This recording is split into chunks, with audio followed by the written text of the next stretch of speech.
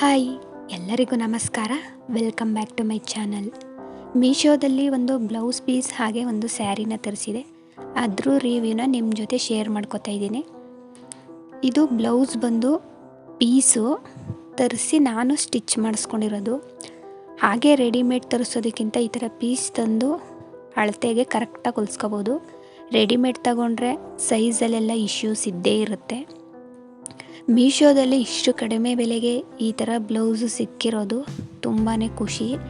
ಯಾಕಂತ ಹೇಳಿದ್ರೆ ನಾವು ಈ ಥರ ಬ್ಲೌಸ್ನ ಸ್ಟಿಚ್ ಮಾಡಿಸ್ಬೇಕು ಅಂತ ಹೇಳಿದ್ರೆ ಸುಮಾರು ಇಲ್ಲಾಂದ್ರೂ 3,000-4,000 ಸಾವಿರ ಸ್ಪೆಂಡ್ ಮಾಡಲೇಬೇಕು. ಬಟ್ ಇದು ಪೀಸ್ ಬಂದು 240 ಏನೋ ಸಿಕ್ಕಿತ್ತು ನನಗೆ. ತುಂಬಾ ಚೆನ್ನಾಗಿದೆ. ಕೆಲವೊಂದು ನಾವು ಮದುವೆ ಟೈಮಲ್ಲಿ ಹೊಲಿಸಿರ್ತಕ್ಕಂಥ ಬ್ಲೌಸ್ಗಳು ಈಗ ಆಗಿರಲ್ಲ. ಆ ಥರ ಸ್ಯಾರಿಗಳಿಗೆ ಮ್ಯಾಚ್ ಮಾಡಿ ಆರಾಮಾಗಿ ಮೀಶೋದಲ್ಲಿ ತಗೊಂಡು ಸ್ಟಿಚ್ ಮಾಡಿಸ್ಕೊಬೋದು. ಕ್ವಾಲಿಟಿ ವೈಸು ಅಷ್ಟೇ ತುಂಬಾ ಚೆನ್ನಾಗಿದೆ. ನಾವು ಮೀಶೋದಲ್ಲಿ ಸರ್ಚ್ ಮಾಡಿ ನಮಗೆ ಬೇಕಾಗಿರ್ತಕ್ಕಂಥ ಡಿಸೈನ್ ಕೂಡ ಸೆಲೆಕ್ಟ್ ಮಾಡಿಕೊಂಡು ಬೈ ಮಾಡ್ಬೋದು. ಇನ್ನು ಸ್ಯಾರಿ ಇದನ್ನು ಅಷ್ಟೇ ಮೀಶೋದಲ್ಲೇ ತಗೊಂಡಿದ್ದು. ಈ ಸ್ಯಾರಿ ಈಗ ತುಂಬಾ ಟ್ರೆಂಡಿಂಗ್ನಲ್ಲಿರ್ತಕ್ಕಂಥದ್ದು. ಇನ್ಸ್ಟಾಗ್ರಾಮಲ್ಲಂತೂ ತುಂಬಾ ವೈರಲ್ ಆಗಿರ್ತಕ್ಕಂಥ ಸ್ಯಾರಿ ಇದು. ನನಗೂ ನೋಡಿ ಇಷ್ಟ ಆಯಿತು, ಹಾಗಾಗಿ ತಗೊಂಡೆ. ಇದೇ ಫಸ್ಟ್ ಟೈಮ್ ನಾನು ಮೀಶೋದಲ್ಲಿ ಸ್ಯಾರಿ ತಗೊಂಡಿರೋದು. ಕ್ವಾಲಿಟಿ ವೈಸು ಚೆನ್ನಾಗಿದೆ. ಇದ್ರ ಪ್ರೈಸ್ ಬಂದು 484 ರೂಪಾಯಿ.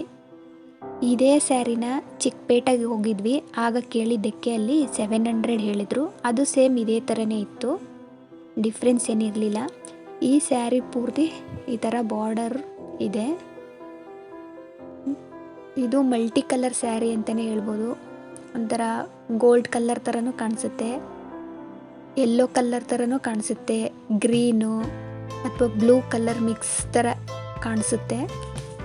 ಇನ್ನು ಬ್ಲೌಸ್ಗೂ ಸಹ ಇದೇ ಥರ ಬಾರ್ಡರ್ ಬಂದಿದೆ. ಇದೇ ಬ್ಲೌಸು. ನಾನು ಇನ್ನೂ ಕಟ್ ಮಾಡಿಲ್ಲ, ಈಗ ಹೊಲಿಸೋದಕ್ಕೆ ಕೊಡಬೇಕು. ಅಮೆಝಾನಲ್ಲೂ ಸ್ವಲ್ಪ ಕಾಸ್ಟ್ಲಿನೇ ಇರುತ್ತೆ, ಬಟ್ ಮೀಶೋದಲ್ಲಿ ತುಂಬಾ ಕಡಿಮೆ ಬೆಲೆಗೆ ಸಿಗುತ್ತೆ. ಬಟ್ ಒಂದೊಂದು ಸಲ ಕ್ವಾಲಿಟಿ ಇಶ್ಯೂ ಇರುತ್ತೆ, ಒಂದೊಂದು ಸಲ ಚೆನ್ನಾಗಿ ಬಂದಿರುತ್ತೆ. ನಾನು ಆನ್ಲೈನಲ್ಲಿ ಜಾಸ್ತಿ ಬಟ್ಟೆನ ತಗೊಳ್ಳೋದಕ್ಕೆ ಹೋಗೋದಿಲ್ಲ. ಕಿಚನ್ ಪ್ರಾಡಕ್ಟ್ಸ್ನ ಅಥವಾ ಡೆಕೋರ್ ಪ್ರಾಡಕ್ಟ್ಸ್ನ ಮಾತ್ರ ತಗೋತೀನಿ. ಆದರೆ ಈ ಸ್ಯಾರಿನ ನೋಡೋಣ ಅಂತ ಹೇಳಿ ತರಿಸಿದ್ದು. ತುಂಬ ಇಷ್ಟ ಆಯಿತು, ಚೆನ್ನಾಗಿದೆ, ಹಾಗಾಗಿ ಇಟ್ಕೊಂಡೆ. ಇಲ್ಲ ಅಂದಿದ್ರೆ ರಿಟರ್ನ್ ಮಾಡಿಬಿಡ್ತಿದ್ದೆ.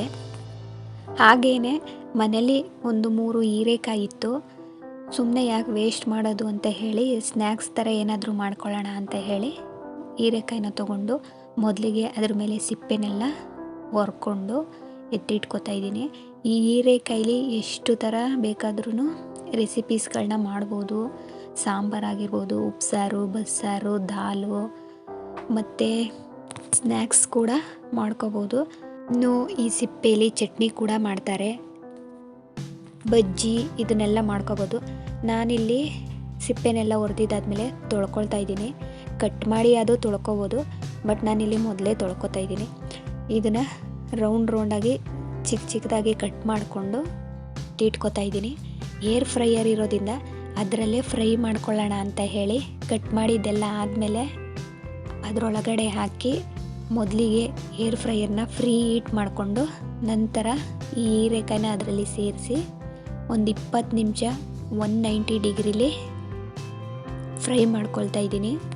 ನೋಡ್ಕೋಬೇಕು, ಇಲ್ಲ ಅಂತ ಹೇಳಿದ್ರೆ ಸೀದೋಗೋ ಥರ ಆಗಿಬಿಡುತ್ತೆ. ಈ ಹೀರೆಕಾಯಿನ ಎಣ್ಣೆಲಿ ಕರಿಯೋದ್ರಿಂದ ತುಂಬ ಜಾಸ್ತಿನೇ ಆಯಿಲ್ ಥರ ಇರುತ್ತೆ. ಬಟ್ ಈ ಥರ ಏರ್ ಫ್ರೈಯರಲ್ಲಿ ಮಾಡ್ಕೊಳ್ಳೋದ್ರಿಂದ ತುಂಬಾ ಚೆನ್ನಾಗಿರುತ್ತೆ. ಈಗ ಇದನ್ನು ಒಂದು ಬೌಲ್ಗೆ ಸೇರಿಸ್ಕೊಂಡು ಅದಕ್ಕೆ ಉಪ್ಪು ಮತ್ತು ಖಾರನ ಹಾಕಿ ಮಿಕ್ಸ್ ಮಾಡಿಕೊಂಡು ಎತ್ತಿಟ್ಕೊತಾ ಇದ್ದೀನಿ. ಆ್ಯಕ್ಚುಲಿ ಹೇಳಬೇಕು ಅಂತ ಹೇಳಿದ್ರೆ ಇದಿಷ್ಟನ್ನು ನನ್ನ ಮಗಳೇ ತಿನ್ಕೊಂಡ್ಳು.